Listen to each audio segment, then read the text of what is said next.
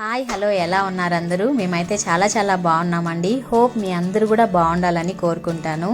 ఈ లాగ్లో నేను మీకు వినాయక చవితి ఎలా జరుపుకున్నామో దానికోసం నేను ముందు రోజు నుంచి ఎలాంటి ఏర్పాట్లు చేసుకున్నానో మీకు చెప్పాలనుకుంటున్నాను.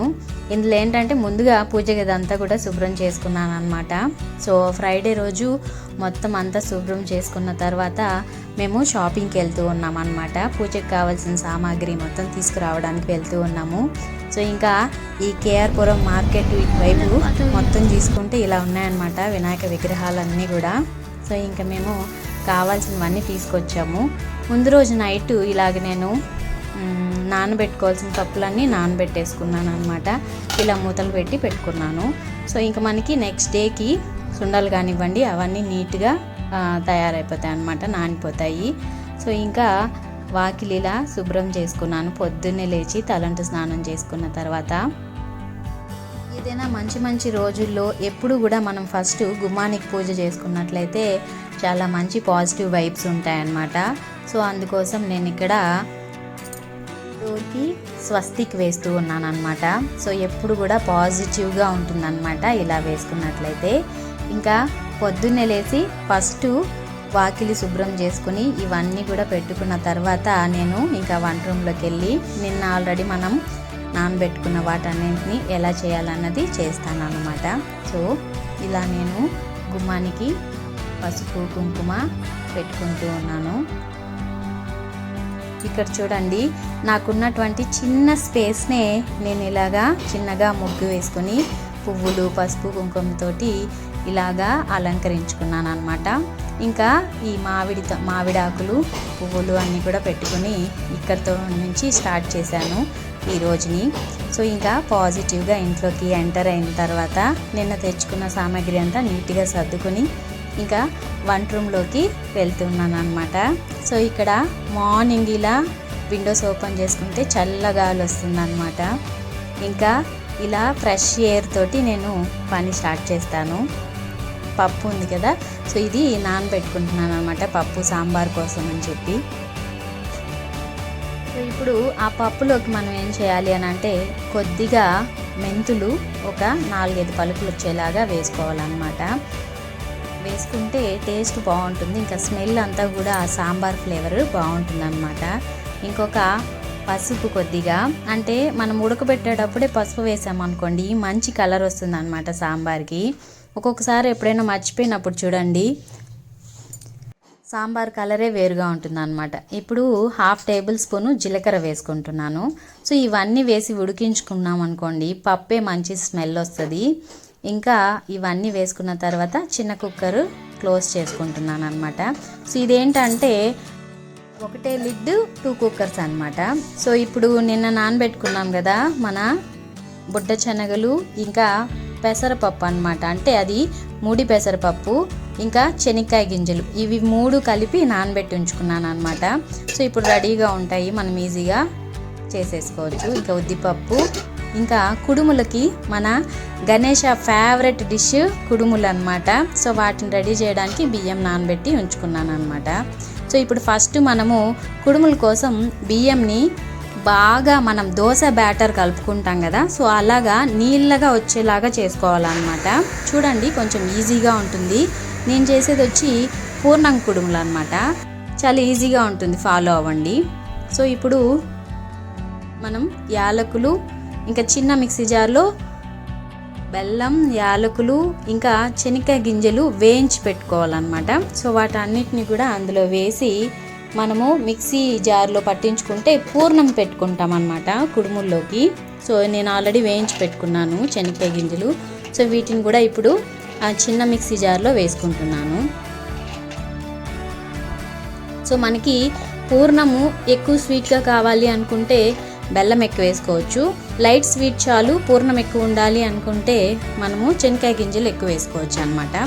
సో ఫ్లేవర్ కోసం యాలకులు కూడా యాడ్ చేసుకొని ఇలా పౌడర్గా చేసుకోవాలన్నమాట. సో ఇది ఇప్పుడు మనకి పూర్ణంకి రెడీ అయిపోయినట్టు. సో నేను మీకు పిండి ఎలా చేసుకున్నాను చూపిస్తాను చూడండి, ఎంత జారుడుగా చేసుకున్నానో. సో ఎంత జారుడుగా చేసుకుంటే అంత సాఫ్ట్గా వస్తాయన్నమాట కుడుములు. సో ఇలా చేసుకున్నాను అనమాట. ఇంకా మన ఉద్దిపప్పు ఉంది కదా, ఇది కూడా నేను ఇప్పుడు మిక్సీ పట్టించి పెట్టేసుకుంటున్నాను అనమాట. దీనికోసం మిరియాలు తీసుకుంటున్నాను, ఇంకేం వేయట్లేదండి. మనం ఉల్లిపాయలు అవన్నీ వేయడం పిల్లలకి నచ్చదు అనమాట. సో అందుకోసం నేను ఎప్పుడు కూడా మిరియాలు కొంచెం వేసి ఉద్దివడలు చేసుకుంటాను ప్లెయిన్గా. ఇంకా ఇప్పుడు మిక్సీ పట్టించుకోవాల్సినటువన్నీ పట్టించి పక్కన పెట్టేసుకున్నాం అనుకోండి, వంటలు కొంచెం మనకి ఈజీ అయిపోతాయి అన్నమాట. సో అందుకోసం అని చెప్పి చేసుకుంటున్నాను.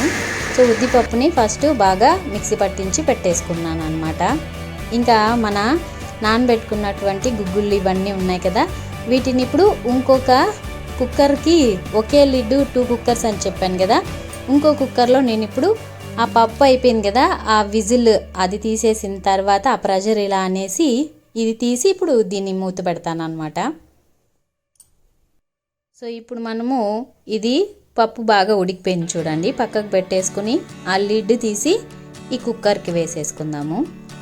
సో అందులో కొద్దిగా లైట్గా సాల్ట్, కల్లుప్పు కానీ సాల్ట్ కానివ్వండి వేసుకోవాలన్నమాట. కొంచెం వాటర్ ఎక్కువ వేయకుండా లైట్గా వేసుకున్నట్టయితే మనకి ఎక్కువ ఉడికిపోకుండా ఉంటాయన్నమాట. సో ఇప్పుడు కొంచెం వాటర్ పట్టుకొని అందులోకి వేసుకుంటున్నాను. ఒక హాఫ్ కప్ అలా ఉండేలాగా వేసుకుంటున్నాను అనమాట.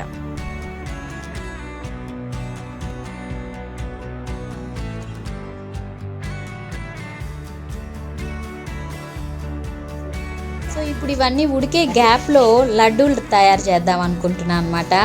గణేషకి ఫేవరెట్ మోతీచూర్ లడ్డు అనమాట, ఇది చేస్తూ ఉన్నాను. సో కొంచెం అంతా ఇడ్లీ సోడా ఉంటుంది కదా, సో అది తీసుకున్నాను. 1 కప్పు శనగపిండి తీసుకున్నాను అనమాట. సో ఇంకా దాంట్లో ఒక్క చిటికెడు అలాగా సాల్ట్ వేసుకుంటాం అనమాట. ఎక్కువ మనకి ఆ తీపు ఎక్కువ ఎగుటు కొట్టకుండా ఒక చిన్న పించ్ సాల్ట్ వేసేసుకోవాలి. సో ఇవంతా కూడా బాగా కలిసేలాగా మిక్స్ చేసుకోవాలన్నమాట. సో ఇప్పుడు బీటర్ తీసుకొని మిక్స్ చేసుకుందాము. జస్ట్ అలాగా వాటర్ వేసుకుంటూ కలిపేసుకోవాలన్నమాట. చూడండి, అలాగా కొద్దిగా వాటర్ వేసుకుంటూ ఉండలు లేకుండా కలిపేసుకోవాలి ఫస్ట్ మనం పిండిని. కావాలనుకుంటే మనము కలర్ యాడ్ చేసుకోవచ్చు, లేదు అనుకుంటే అలాగే కూడా వేసేసుకోవచ్చు అనమాట. సో ఇలాగా బూందీ లడ్డు కూడా సేమ్ ఇలాగే చేసుకోవచ్చు. దానికి కొంచెం టైం పడుతుంది అనమాట. మనము చిన్న బూందీ గరిటతోటి వేసుకొని మళ్ళీ మనం లడ్డు పట్టుకోవాల్సి వస్తుంది. ఇది కొంచెం ఈజీగా ఉంటుంది, ఇంకా గణేషకి చాలా ఇష్టం కదా, సో అందుకు ఇలా చేస్తూ ఉన్నాను అనమాట. సో అలా బొట్లుగా పడేలాగా చేసుకోవాలన్నమాట.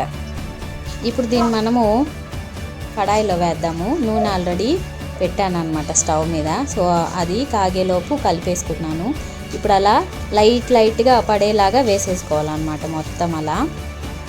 సో ఎక్కువ మనకి కాగే అవసరం లేదు, షేప్ ఏం అవసరం లేదు. తర్వాత ఏం చేస్తామంటే మనము మోతీచూర్ లడ్డుకి ఇలా మిక్సీ జార్లో ఆల్రెడీ వేయించుకున్నటువంటి ఆ బూందీని అంతా కూడా వేసేసుకొని మెత్తగా వచ్చేలాగా మిక్సీ పట్టించుకుంటాము.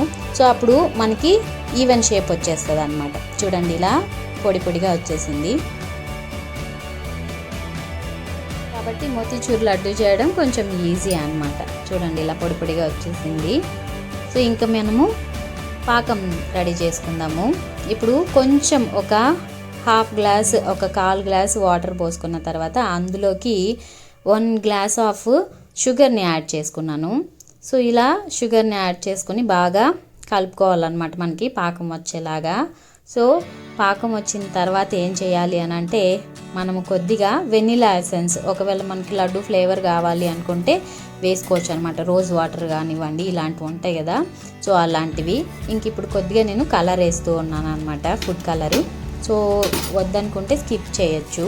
సో ఇలా వేసి మనము ఆల్రెడీ మిక్సీ జార్లో మిక్సీ పట్టించుకున్నాం కదా, సో ఆ బూందీనంతా అందులో వేసి ఇలా కలుపుకోవాలన్నమాట. సో కొంచెం సేపు అలా లో ఫ్లేమ్ మీద ఉంచి అలా కలిసేలాగా పట్టేసుకోవాలన్నమాట. ఇలా బిటర్తో కలిపేసుకున్నాము. ఇంకా మనం కావాలంటే యాలకులు కూడా ఇందులోకి యాడ్ చేసుకోవచ్చు. సో ఇలా పాకంలోకి పిండి కలిసిన తర్వాత 1 tablespoon or 2 tablespoons గీని అందులో వేయాలన్నమాట. సో ఇప్పుడు మనకి లడ్డూకి కావాల్సినటువంటి ఆ టెక్స్చర్ అంతా వచ్చేసింది. సో ఇప్పుడు మనము లడ్డూలు చేసేసుకుందాము. చూడండి, ఇలాగ వస్తుంది అనమాట. కొంచెం సేపు ఆరబెట్టుకొని ఇలా మనము రౌండ్గా చేసేసుకున్నాం అంటే మోతీచూర్ లడ్డు రెడీ. సో ఇంకా మా బాబు నేను కూడా చేస్తాను మమ్మీ అని అన్నాడు అనమాట. సో బాబు నేను కలిసి ఇలా చిన్న లడ్డూస్ని రెడీ చేసేసామన్నమాట. సో మనం 1 కప్ తోటి మనం చేసుకున్నాము అని అంటే మనకి ఒక అరౌండ్ 10 లడ్డూస్ వరకు చేసుకోవచ్చు అనమాట, చిన్నగా చేసుకుంటే. లేదు కొంచెం సైజు పెద్దగా చేసుకోవాలి అనుకుంటే 5 లడ్డూస్ 7 లడ్డూస్ అలా వస్తాయన్నమాట. సో ఇలా మేము లడ్డూస్ని రెడీ చేసేసాము. ఇంకా నేను డ్రై ఫ్రూట్ ఒకటి బాదం పప్పు ఉంటుంది కదా, సో అది పెట్టి డెకరేట్ చేద్దాం అనుకుంటున్నాను. ఇంకా నేను ఇవన్నీ రెడీ చేసుకుంటూ ఉన్నాను అనమాట. మా హస్బెండ్ పిల్లలు వెళ్ళి గణేష్ అని మాత్రం నేను గణేష్ చతుర్థి రోజు మాత్రమే తెచ్చుకున్నాను, వినాయక చవితి రోజు మాత్రమే. ఎందుకంటే ముందుగానే సామాగ్రి అంతా తెచ్చుకున్నా కానీ గణేష్ అని ఆ రోజే తెచ్చుకుంటే బాగుంటుంది, ముందు రోజు నుంచి ఎందుకు పెట్టడం ఇంట్లోనే అని చెప్పి నేను తీసుకురాలేదన్నమాట. సో ఇప్పుడు తీసుకొస్తున్నారు చూడండి మా పిల్లలు. ఇంకా గణేషకి వెల్కమ్ చెప్తున్నాము. ఇంట్లోకి తెచ్చిన వాళ్ళకి కుంకుమ పెట్టిన తర్వాత గణేషకి హారతిస్తూ ఇంట్లోకి వెల్కమ్ చెప్పామన్నమాట.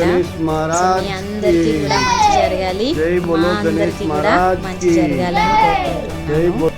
సో ఇలా చేసి తీసుకొని వచ్చి పెట్టాను అనమాట. ఇంకా వంటలన్నీ రెడీ అయిన తర్వాత మెయిన్గా పూజ చేసేదానికి రెడీ చేస్తాను. ఇప్పుడు మనము గణేశుడికి చాలా ఇష్టమైనటువంటి మోదకాలు ఇంకా కుడుములు రెడీ చేసుకుందాము. ఎలా జరుగుతాయో చూద్దామండి. సో దానికి ఒక కడాయిలో కొంచెం నెయ్యి వేసుకొని మనం ఆల్రెడీ జారుడుగా చేసుకున్నటువంటి బియ్యం పిండి ఉంది కదా, సో అది ఇందులో వేసుకోవాలన్నమాట. ఇలా కలుపుతూ ఉంటే బియ్యం పిండి మనకి కొంచెం గట్టిగా అవుతూ ఉంటుందన్నమాట. సో ఉండలు లేకుండా బాగా ఇలాగా కలుపుతూ ఉండాలి కొద్దిసేపు. సో అప్పుడు మనకి టెక్స్చర్ అంతా కూడా బాగా గట్టిపడి పూర్ణము పెట్టుకోవడానికి పిండి బాగా రెడీ అయ్యేలాగా వస్తుందన్నమాట.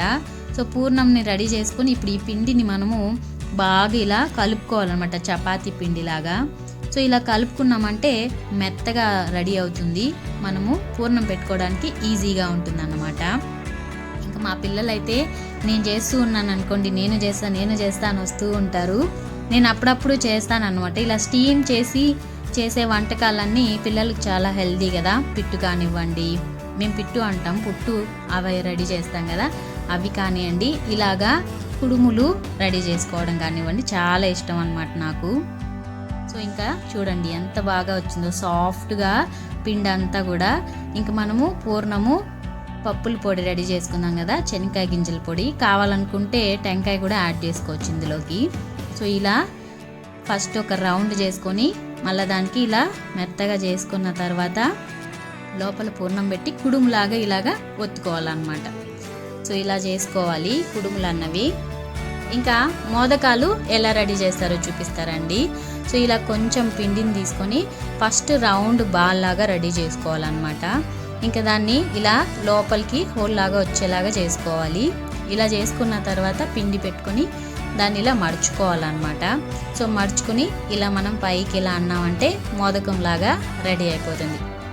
ఓ బొజ్జ గొనపయ్య నీ బంటు నేనయ్య కుడుమూలు గుండ్రాల పైన దండు మోపవయ్య అని ఎప్పుడు చెప్పేదన్నమాట మా మమ్మీ ఈ కుడుములు చేసేటప్పుడు, ఇంకా వినాయక చవితి చేసేటప్పుడు అంతా కూడా. సో ఇలా మన కుడుములు మోదకాలు రెడీ అయిపోయి కొంచెం స్టీమ్ చేసుకుందాం రండి. సో ఇంకా వంటలన్నీ కూడా రెడీ చేసేసి నేను పూజ గది రెడీ చేయడానికి ఇంకా వెళ్తూ ఉన్నాను అనమాట. తెచ్చినటువంటి వినాయకుడు ఇంకా ఆకులు అలుములు కూడా సెట్ చేసుకోవాలి కదా, అందుకోసము. సో ఫస్ట్ మనము బియ్యం పోసి దానిపైన గణేశుడిని పెట్టాలన్నమాట. నా దగ్గర ఇలాంటి పీట ఉందన్నమాట. సో ఆ పీట మీదకి ఫస్ట్ 1 కప్పు రైస్ వేసాను. సో ఇలా వేసి దాని మీదకు గణేశాన్ని పెట్టాలన్నమాట. సో అందుకోసం వేసి ఫస్ట్ నేను దాని మీదకి గణేశాన్ని పెడుతూ ఉన్నాను. ఇంకా ఓపెన్ చేయలేదు, ఇప్పుడు ఓపెన్ చేశాను. అంటే రావుకాలం పోయిన తర్వాత పెట్టాలి అని అన్నారనమాట. 11 నుంచి 1 వరకు బాగుంది, మధ్యాహ్నం సమయంలో పెడితే బాగుంటుంది అని చెప్పారు. సో అందుకోసం నేను రావుకాలం తర్వాత స్టార్ట్ చేశాను అనమాట పూజ. సో అంతా కూడా ఇలా డెకరేట్ చేసుకున్నాము. మా హస్బెండ్ నేను ఫస్ట్ వినాయకుడు పెట్టి వెళ్ళిన తర్వాత ఇవన్నీ కూడా ఇలా పెట్టి డెకరేట్ చేశారనమాట. సో ఇలా వీళ్ళంతా హెల్ప్ చేస్తూ ఉన్నారు. అంతలోపల నేను వడ పాయసం ఇవన్నీ కూడా రెడీ చేసేసుకున్నాను, తాలింపులు అన్నీ కూడా. సో ఇంకా ఆకు పెట్టేసుకొని కావలసినటువంటి దేవుడికి నైవేద్యం పెట్టాలనుకున్న పిండి వంటలన్నీ కూడా తీసుకొచ్చి పెట్టాలి. ఇంకా పూజ గది అయితే రెడీ అయిపోయింది. రండి మన పూజని స్టార్ట్ చేసేద్దాం. ఇక్కడ ఏంటి అని అంటే పలక పైన ఓం అని రాసి పెట్టామన్నమాట.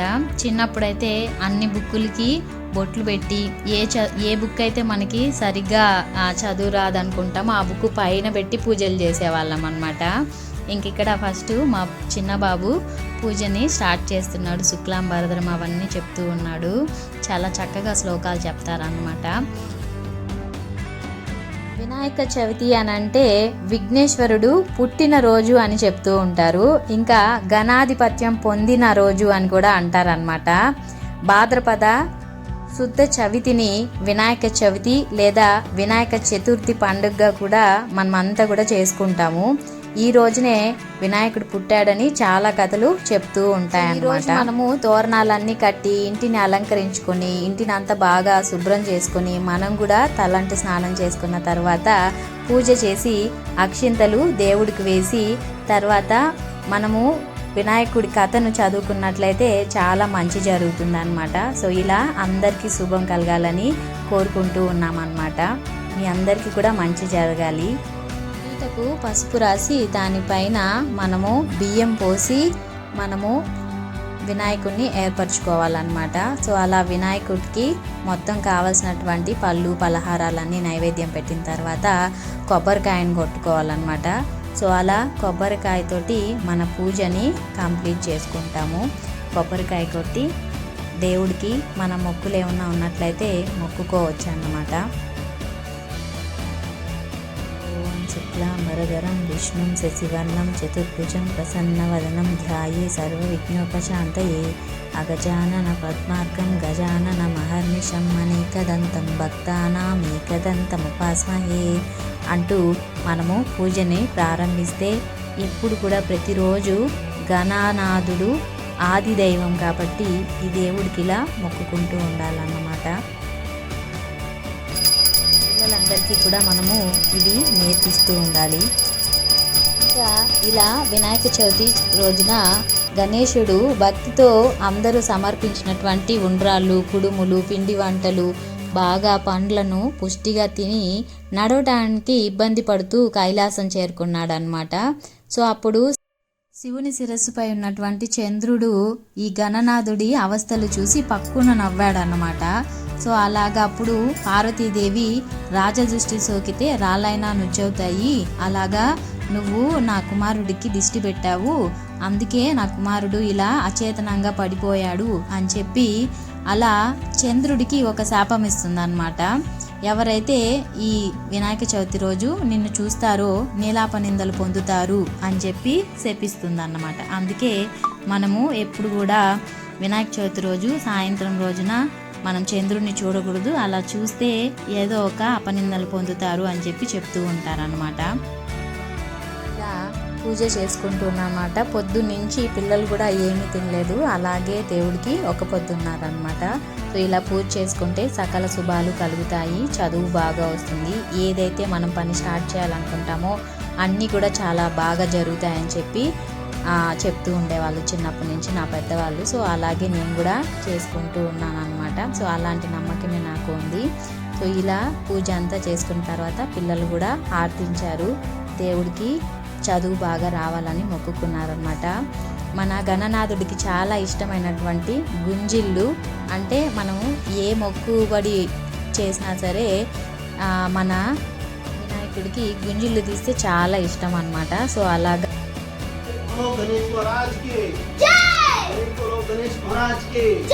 గుంజిళ్ళు తీశారనమాట. ఇలా దేవుడికి బాగా మొక్కుకున్న తర్వాత నైవేద్యం అంతా సమర్పించుకున్న తర్వాత పిల్లలు మేము అందరూ కలిసి భోజనాలు చేసామన్నమాట. సో అలా మాకు చాలా హ్యాపీగా వినాయక చవితి అయితే జరుపుకున్నాము. మీరు ఎలా జరుపుకున్నారో కామెంట్ చేయండి. ఇంకా ఇవన్నీ అయిన తర్వాత మేము మా నియర్ బై ఉన్నటువంటి లేన్లో మాకు వినాయక టెంపుల్ ఉందన్నమాట, అక్కడికి వెళ్ళాము. అక్కడ పెట్టినటువంటి వినాయకుడిది. సో ఇది వచ్చి అక్కడ ఉన్నటువంటి గణేష అన్నమాట. ఆ టెంపుల్లో పూజ చేసుకున్న తర్వాత ఆ రోజంతా కూడా చాలా బాగా జరిగింది. గేమ్స్ పెట్టారనమాట. మా పిల్లలంతా ఎలా ఆడారు, ఏమేమి గెలుచుకున్నారు అన్నది నెక్స్ట్ వ్లాగ్లో మీతో నేను షేర్ చేసుకుంటాను. హోప్ మీ అందరికీ ఈ వీడియో నచ్చిందని కోరుకుంటాను. నచ్చినట్లయితే లైక్ చేయండి, షేర్ చేయండి, సబ్స్క్రైబ్ చేసుకోండి. Thanks for watching. జై గణేష.